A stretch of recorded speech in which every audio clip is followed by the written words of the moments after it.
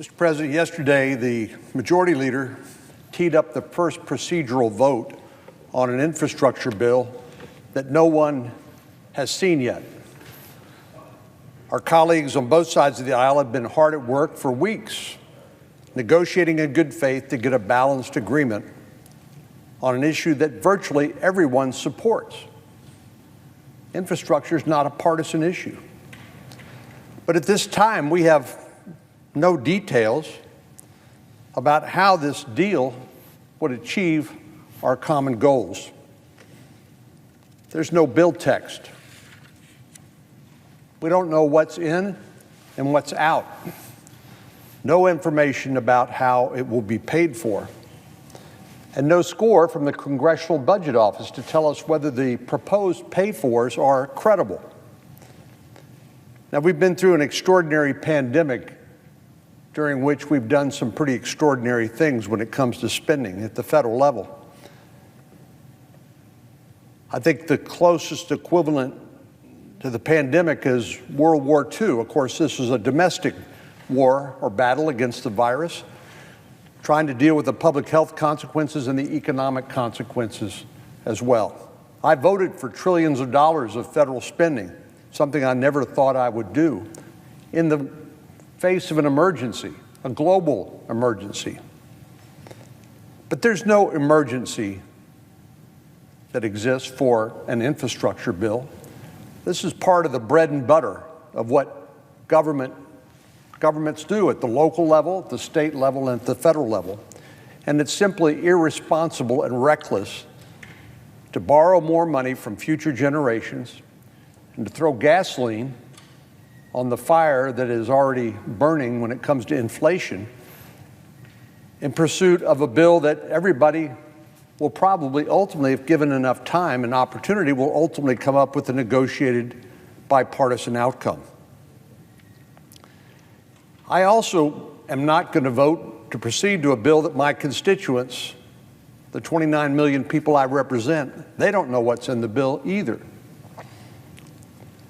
Well, all this doesn't sound like a recipe for success. These are the types of things that typically would be ironed out before you bring a bill to the floor. It's obvious this legislation is not ready for prime time, not even close. As I said, the specifics of the bill are still being negotiated by our colleagues, of course, with the White House. We're days away from having the opportunity to read a bill, let alone provide the Congressional Budget Office the opportunity to calculate the costs. Republicans and Democrats may disagree on a lot these days, but I hope we could all agree that it is not wise to advance legislation before you know what's in it. That's why it's so baffling to me that the Majority Leader, the senator from New York, is forcing a vote on this bill before it's even ready. Of course, that raises a very significant question. Why in the world would he do that? Why is he rushing through the final stage of what has been a productive bipartisan process? The only logical conclusion I can come up with is he wants this bill and this bipartisan effort to fail. Why else would he push forward with a vote when he knows it is doomed from the start? I believe the senator from New York wants this vote to fail because he really wants to go the partisan route, namely the big, ugly, multi-trillion-dollar spending spree that Bernie Sanders and others have been advocating. He doesn't need Republican votes to do that, and he can implement some of the most radical policies on the far left's wish list, things like the Green New Deal, massive tax hikes, crippling new economic regulations. It's pretty obvious that's been the goal all along. Why else would the president himself say, once he negotiated a bipartisan deal, said, well, I'm not going to sign this bipartisan deal until we pass our partisan wish list. There's now $3 trillion proposed.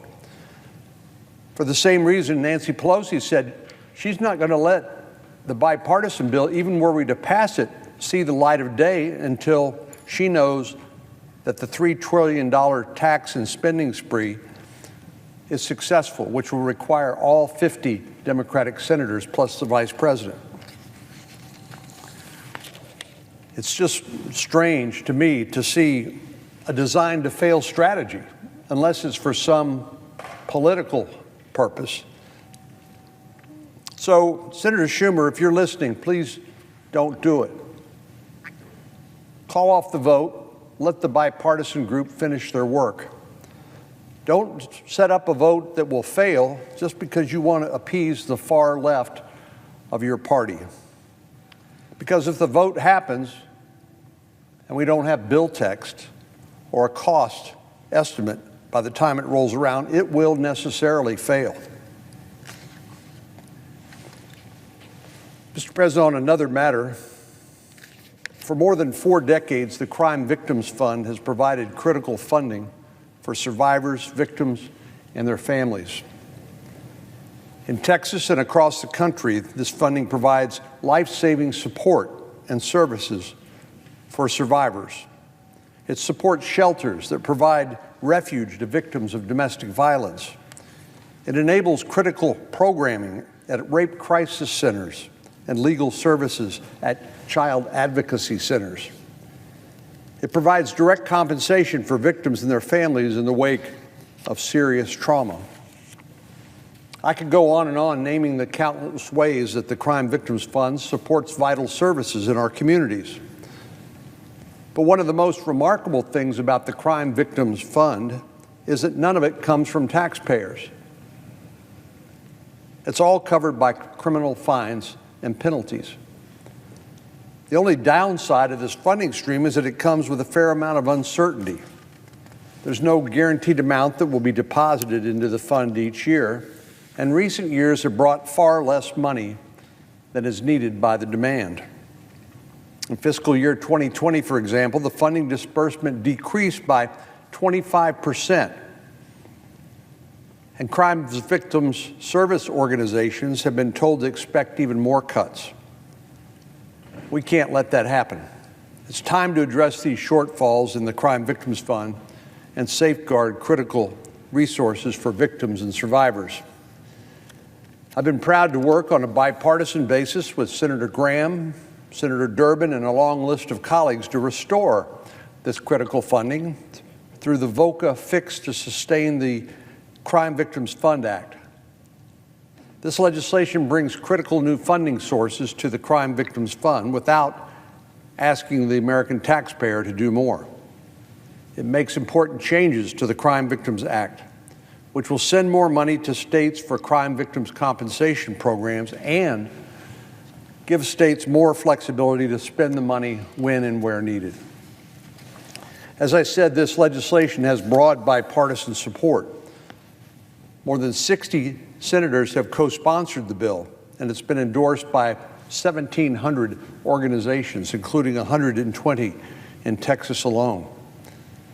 These absolutely outstanding organizations and law enforcement stand behind the crucial common sense reforms of the VOCA Fix Act and have called on Congress to pass the bill. So I hope we can deliver soon. This afternoon, I expect the Senate to vote on the VOCA Fix Act to protect the solvency of this vital funding. The Crime Victims Fund brings justice to survivors and victims and families in the wake of serious trauma. This legislation will protect the solvency and the longevity of that fund and reverse the devastating funding cuts we've seen in recent years. I hope we can send this legislation to the President's desk as soon as possible so critical programs across the country can continue to serve our communities. Mr. President, I yield the floor.